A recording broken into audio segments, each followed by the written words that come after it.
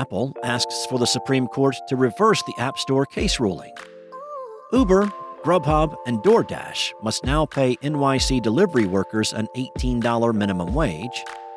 And Google is letting publishers hide from its insatiable AI. It's Friday, September 29th, and this is Engadget Today, the latest tech news with a touch of tranquility with your morning coffee. Let's start off in court.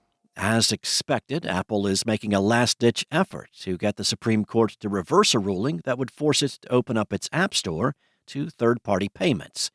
Apple filed a petition with the court Thursday, arguing that the lower court injunction was breathtakingly broad and unconstitutional. It's the latest in a long simmering feud between Cupertino and Fortnite developer Epic that's seen both sides ask the Supreme Court to reverse parts of a lower court ruling. But Apple's recent petition could have far-reaching consequences for all developers should the Supreme Court decide to take up the case. That's because Apple is asking the Supreme Court to reverse an injunction that would require the company to allow app developers to offer payments that circumvent its App Store and the fees associated with it. A move like that would be a major blow to the App Store's business, which has used the rule to maintain strict control over in-app payments. Epic made the issue a central part of its antitrust lawsuit against Apple in 2020, and the judge in the case ruled in Epic's favor on the issue in 2021. Apple has spent the last 2 years fighting that part of the ruling. Separately, Epic has also asked the Supreme Court to reconsider part of the lower court's ruling in its bid to keep its antitrust claims against Apple alive. A living wage for food delivery folks.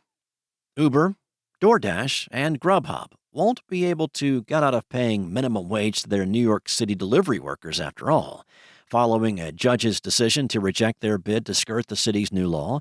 The upcoming law, which is still pending due to the company's ongoing lawsuit, aims to secure better wage protections for app-based workers. Once the suit settles, third-party delivery providers will have to pay delivery workers a minimum wage of roughly $18 per hour before tips, and keep up with the yearly increases. The amount will increase on April 1st every year and is slightly higher than the city's standard minimum wage, taking into account the additional expenses these gig workers face. At the moment, food delivery workers make between $7 and $11 per hour on average. The law was paused in July when the three companies and the smaller delivery service Relay Delivery sued the city, arguing that the raised rates would have a negative impact on their services. With the latest decision, it will now move forward. Google's AI is starving for content. A new control in its robots.txt indexing files will let publishers decide whether their content will help improve Bard and Vertex AI generative APIs. Google said it's heard from web publishers that they want greater choice and control over how their content is used for emerging generative AI use cases. The company said that Google Extended is an important step in providing transparency and control that we believe all providers of AI models should make available. As generative AI chatbots grow in prevalence and become more deeply integrated into search results, the way content is digested by things like Bard and Bing AI has been of concern to publishers. Now, while those systems may cite their sources, they aggregate information that originates from different websites and present it to the users within the conversation. This might drastically reduce the amount of traffic going to individual outlets, which would then significantly impact things like ad revenue and entire business models.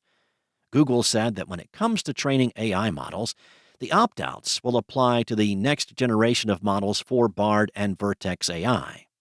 This year has seen an explosion in the development of tools based on generative AI, and with search being such a huge way people discover content, the state of the internet looks set to undergo a huge shift. Google's addition of this control is not only timely, but indicates it's thinking about the way its products will impact the web.